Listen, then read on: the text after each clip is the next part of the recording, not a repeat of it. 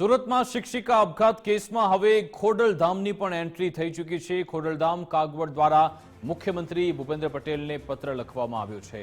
પત્ર લખીને ઘટનામાં સંડોવાયેલ શખ્સ વિરુદ્ધ કડક કાર્યવાહીની માંગ કરી છે।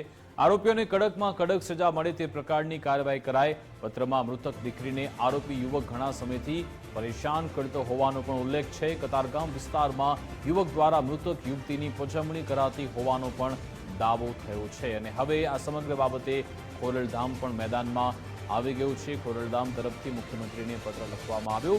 ખોડલધામ કાગવડ દ્વારા મુખ્યમંત્રી ભૂપેન્દ્ર પટેલને પત્ર લખવામાં આવ્યો છે અને પત્ર લખી ઘટનામાં સંડોવાયેલા શખ્સો વિરુદ્ધ કડક કાર્યવાહીની માંગ કરી। આરોપીઓને કડકમાં કડક સજા મળે તે પ્રમાણે કાર્યવાહી થવી જોઈએ। પત્રમાં મૃતક દીકરીને આરોપી યુવક ઘણા સમયથી પરેશાન કરતો હોવાનો પણ ઉલ્લેખ છે। કતારગામ વિસ્તારના યુવક દ્વારા મૃતક યુવતીની પજવણી કરવામાં આવતી હતી। સુરતનો આ શિક્ષિકા અપઘાતનો આખો કેસ જેમાં હવે ખોડલધામ પણ મેદાને આવ્યું છે। ગઈકાલે એક કેન્ડલ માર્ચ પણ યોજવામાં આવી હતી। લોકો હાથમાં બેનર સાથે મોટી સંખ્યામાં રસ્તા પર ઉતર્યા હતા અને હવે ખોડલધામ કાગવડની પણ આ સમગ્ર બાબતે એન્ટ્રી થઈ ચૂકી છે। આ જ અંગે તમામ જાણકારી આપશે અમારી સાથે ન્યૂઝ રૂમથી ધર્મેશ વેદ જોડાઈ ગયા છે। જી ધર્મેશ।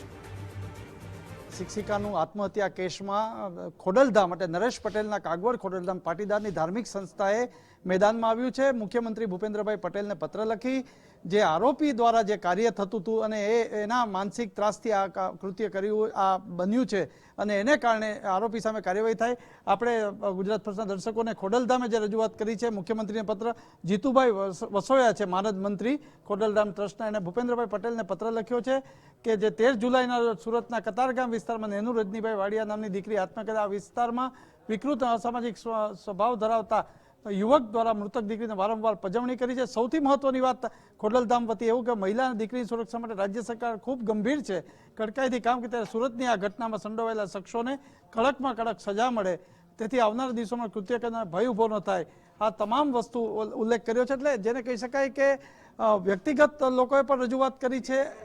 ત્યારે દિનેશભાઈ બામણિયા આપણી સાથે વિકાસ જોડાયા છે। દિનેશભાઈ ખોડલધામના ટ્રસ્ટી પણ છે। આજે સુરતના બનાવ અંગે ખોડલધામે આજે મેદાનમાં આવ્યું છે, મુખ્યમંત્રીએ પત્ર લખ્યો છે। દિનેશભાઈ શું કહેશો આખી ઘટના વિશે?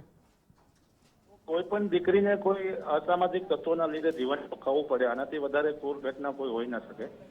આજે જે સુરતમાં બનાવ બન્યો છે એવી રીતે ગુજરાતમાં અલગ અલગ વિસ્તારોમાં છાસવારે બનાવો બનતા રહે છે। આના માટે કોઈ કાયદાકીય પ્રક્રિયામાંથી પાસ થવાના બદલે આની કડક કાર્યવાહી થવી જોઈએ અને માતા પિતાથી માંડીને તમામ દીકરીઓને સુરક્ષિત હોવાનો અહેસાસ થવો જોઈએ। એ બાબતે આજે જે બનાવ બન્યો છે તેને લઈને ખોડલધામ ટ્રસ્ટ દ્વારા મુખ્યમંત્રીશ્રીને રજૂઆત કરવામાં આવી છે અને તમામ ટ્રસ્ટીઓ અને આગેવાનોએ દીકરીને શ્રદ્ધાંજલિ પણ અર્પિત કરી છે। ત્યારે તમામ લોકો ઈચ્છી છે કે અસામાજિક તત્વો કોઈ પણ સમાજમાંથી આવતા લોકો હોય અને ચાહે કોઈ પણ સમાજની દીકરી હોય એની સાથે આવા બનાવો ન બને એના માટે કંઈક ને કંઈક કાયદાકીય પ્રક્રિયામાંથી સરકાર વિચારે અને જે અસામાજિક તત્વોની રંજાણ છે તેની સામે ફરિયાદ કરવા માટે પણ પરિવારો આગળ આવે એવી અમારી સરકારને રજૂઆત પણ છે। દિનેશભાઈ આ પત્ર તો લખ્યો પણ કદાચ નરેશ પટેલ કે કાગવડને તમે લોકો ટ્રસ્ટી ત્યાં પરિવારને મળવા ગયા છે કે એ કોઈ ઘટનાક્રમમાં તબક્કાવાર થયું છે? જો ખોડલધામ ટ્રસ્ટના જે આગેવાનો સુરતમાં છે અલ્પેશભાઈ કથિરિયાથી માંડીને એ લોકો ગઈકાલે જ આ યાત્રામાં જોડાયા હતા। નરેશભાઈ પટેલે અને તમામ લોકોએ માહિતી મેળવીને આ બાબતની રજૂઆત માનનીય મુખ્યમંત્રીશ્રીને ટેલિફોનિક કરી પણ છે અને આજે પત્ર દ્વારા પણ જાણ કરવામાં આવી છે। એટલે તમામ લોકો આ બાબતથી અત્યારે વાકેફ છે ને એની સાથે જોડાયેલા છે। બીજું પોલીસ કાર્યવાહીથી સંતોષ છે અને આપની માંગણી શું છે સમાજની અને ખોડલધામ ટ્રસ્ટ કાગવડ? સમાજની માંગણી એક જ વસ્તુ છે કે આ આરોપી બીજી વાર આવી રીતે કોઈ પણ સમાજના દીકરા દીકરીઓને હેરાનગતિ ન થાય એના માટે કઈ કાર્યવાહી થાય અને તમે જેમ કીધું એમ કે સરકાર તો ઠીક છે પણ લોકો પણ આ બાબતે જાગૃત બને એવી તમામ લોકો ઈચ્છી રહ્યા છે વાતને। ચોક્કસ દિનેશભાઈ ગુજરાત ફર્સ્ટ સાથે જોડાયા બદલ। તો વિકાસ કહી શકાય કે ખોડલધામ કાગવડે હવે મુખ્યમંત્રીને પત્ર લખ્યો છે। જે ખોડલધામના ટ્રસ્ટીઓ છે અલ્પેશ કથિરિયા વગેરે પણ ત્યાં અંતિમ યાત્રામાં જોડાયા હતા અને હવે આ પત્ર લખીને કડકમાં કડક સજા આરોપી સામે થાય અને અન્ય કોઈ સાથે આવું ન થાય એવી માગણી કરતો આ પત્ર લખ્યો છે। જી બિલકુલ આભાર તમામ જાણકારી આપવા બદલ। સુરતમાં શિક્ષિકા અપઘાત કેસ જેમાં હવે ખોડલધામની પણ એન્ટ્રી થઈ ચૂકી છે અને આરોપીઓને એમની સામે કડક કાર્યવાહી થાય તેવી પણ રજૂઆત કરવામાં આવી છે।